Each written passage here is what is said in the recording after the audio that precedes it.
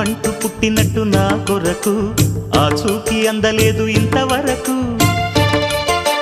వచ్చింది గాని ఈడు ఒంటి వరకు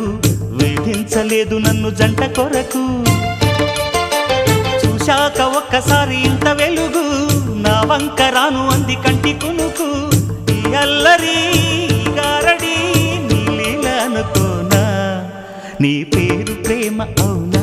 ఇవాళే నిన్ను పోల్చుకుందా